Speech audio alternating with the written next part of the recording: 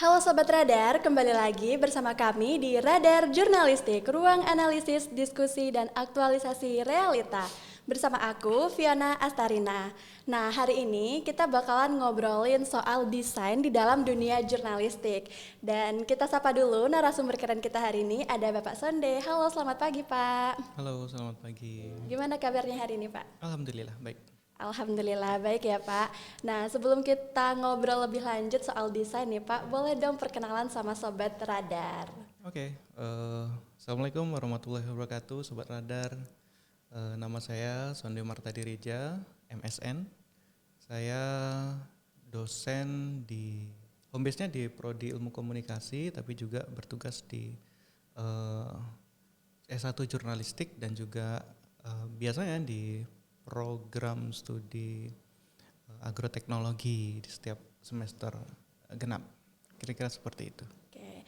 Nah jadi Bapak Sonde ini dosen yang fokusnya di seni gitu ya Pak berarti? Di desain grafis Desain lebih grafis. tepatnya ya. Nah di jurnalistik sendiri Bapak juga mengampu mata kuliah desain grafis di semester 4 ya Pak ya? Ya, Nah, kalau kita ngomongin jurnalistik ini kan pasti yang terlintas di otak kita kalau nggak liputan itu penulisan berita. Nah, tapi di dalam jurnalistik sendiri ternyata juga ada desain. Nah, menurut Bapak itu bagaimana keberadaan desain ini di dalam dunia jurnalistik dan seberapa krusial dalam mempengaruhi informasi yang disampaikan? ya sebelumnya ya, mungkin kita perlu lebih dulu tahu posisi desain dalam jurnalistik. Kalau kita pakai ilmu komunikasi, maka desain itu posisinya sebagai media. Jadi ya di sini ada orang yang memberikan pesan, secara sederhananya ya di sini ada orang yang menerima pesan. Nah di antara keduanya ini kadang-kadang di kondisi tertentu memerlukan media. Desainer masuk ke dalam area yang di media tersebut, sehingga nanti desainer fungsinya adalah memastikan bahwa pesan dari A sampai ke B dengan benar, kira-kira seperti itu. Kalau di dalam dunia jurnalistik, maka berdasarkan definisi tadi,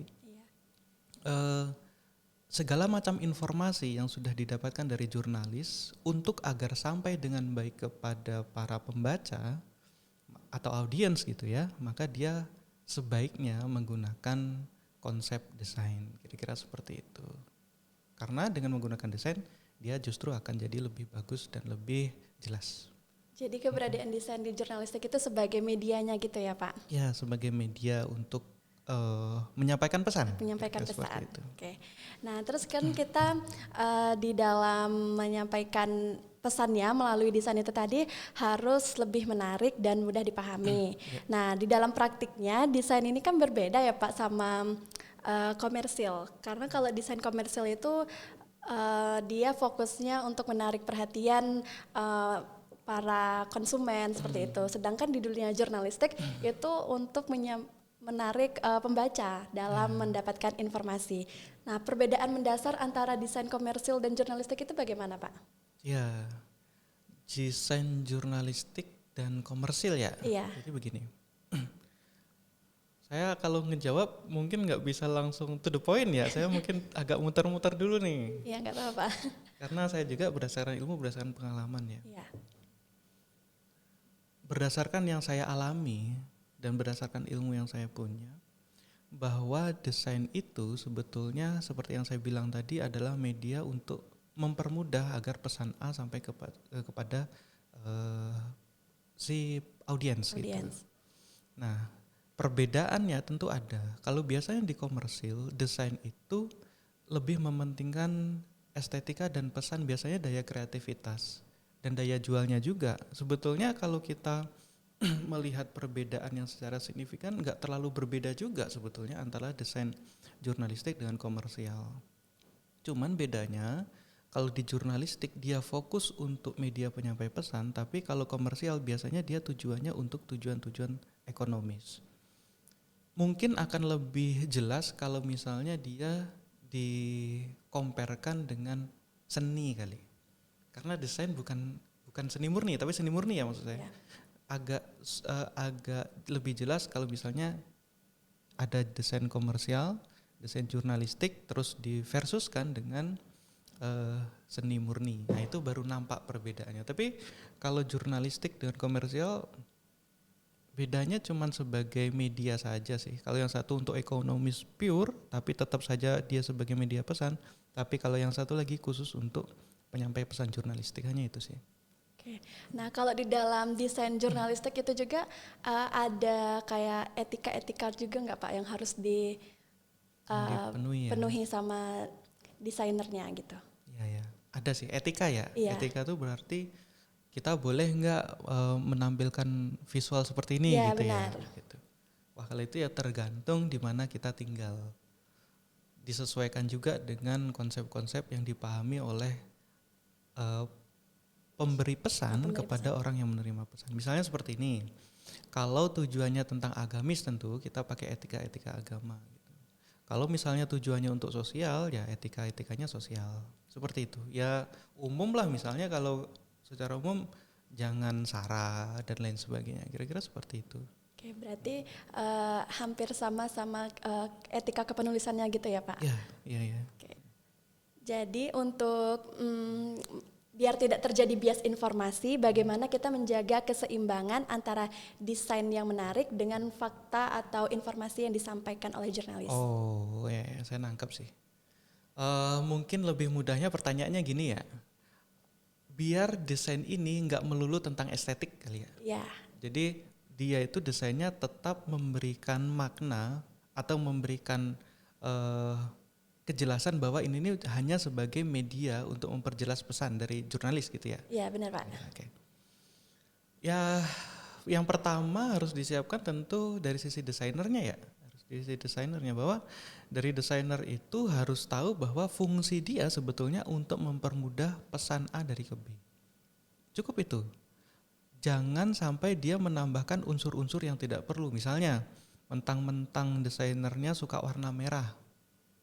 Terus dipaksakan setiap desain media yang digunakan di dalam jurnalistik harus pakai warna merah terus. Rasanya itu nggak tepat. Nggak tepat ya Pak. Ya tapi kalau dia benar-benar desainer sih, kalau yang mengerjakan dia nggak bakalan kepikiran seperti itu sih. Itu biasanya terjadi untuk orang-orang yang sembarangan saja. Tapi menurut saya sih kalau memang dia paham ilmunya, maka setiap yang dia lakukan biasanya sudah sesuai dengan kaidah-kaidah desainer sih. Oke, berarti nggak harus sesuai sama yang kesukaannya desainer ini gitu ya Pak. Kalau dia suka warna merah berarti harus semua desainnya gitu. Padahal nggak harus, tapi harus mengikuti juga bagaimana konsep informasi tersebut gitu ya.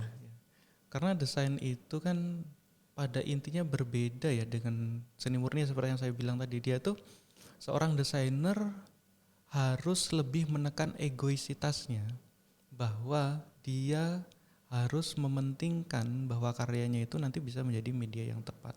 Kecuali seorang seniman ya, kalau seniman mah bebas dia berkreasi. Iya. Tapi kalau desainer juga harus mementingkan bahwa ini nanti sampai atau enggak. Tapi bukan berarti enggak boleh. Itu perlu tahu juga karena nanti desainer itu setiap desainer pasti punya ciri khas tersendiri. Nah itu kadang-kadang yang dibutuhkan, misalnya cara dia bertata letaknya, dia memberikan tone warnanya seperti apa itu tetap juga. Cuman bahwa misalnya kalau nanti kita membicarakan tentang kerusakan lingkungan, tentu yang dipakai warna-warna yang menggugah emosi, misalnya merah dan lain sebagainya atau hijau yang agak kecoklatan gitu. Kita juga nggak bisa memasukkan unsur-unsur warna lain seperti pink dan lain sebagainya karena itu nggak sesuai gitu sih. Ya, berarti harus sesuai juga ya Pak. Ya. Nah, terus untuk desain ini sendiri, kalau dulu kan di jurnalistik desain ini dibuatnya fokus ke media cetak kayak koran, majalah dan sebagainya. Sekarang ini udah merambah ke media digital kayak website, Instagram dan sebagainya. Nah, menurut Bapak tantangan saat ini dan kedepannya bagi seorang desainer tuh bagaimana Pak? Menghadapi yang tadinya cetak menjadi digital ya. Iya. Ini ya, sebetulnya sih desain itu memang harus menyesuaikan toolsnya dan lain sebagainya. Cuman kalau masalah antara cetak dan digital sampai sekarang sih terlalu bias ya kalau kita bicara itu ya, kalau mau jujur ya. Orang yang di digital juga bisa dicetak, yang dicetak juga kadang-kadang ditampilkan secara digital. Tapi bahwa mungkin lebih tepatnya bagaimana yang harus dihadapi desainer sekarang, terutama desainer jurnalistik, tentang kecepatannya kali. kecepatan ya, tentang Pak. kecepatan. Karena mungkin kalau dulu nggak secepat sekarang, apalagi dengan adanya persaingan yang begitu ketat di dalam media gitu, bahkan ada citizen journalism gitu. Maka seorang desainer juga harus eh, memutar otaknya dan skillnya bahwa dia juga harus cepat.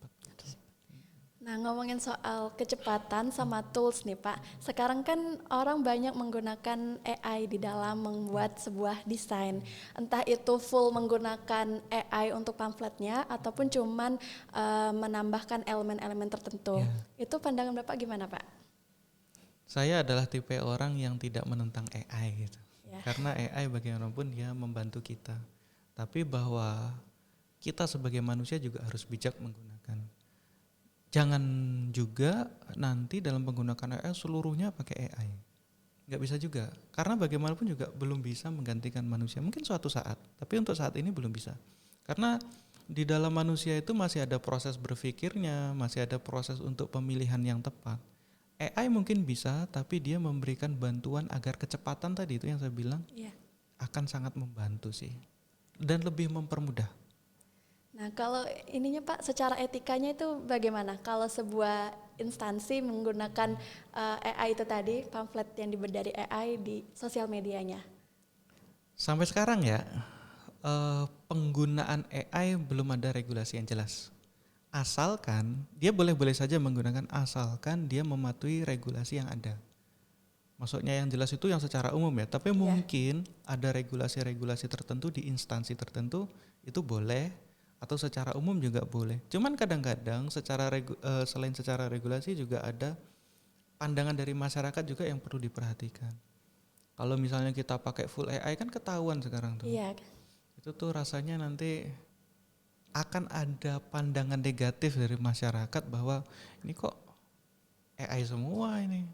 Emang nggak bisa buat. Nah itu kadang-kadang juga perlu pertimbangan yang kuat gitu. Selain regulasi tadi ya bahwa ini dampaknya ada dampak-dampak brandingan sosial nih. Jadi harus lebih jelas juga sih. Oke, berarti secara regulasinya tuh emang belum ada hal apa yang membatasi secara jelas kayak gitu ya Pak? Setahu saya ya. Ya.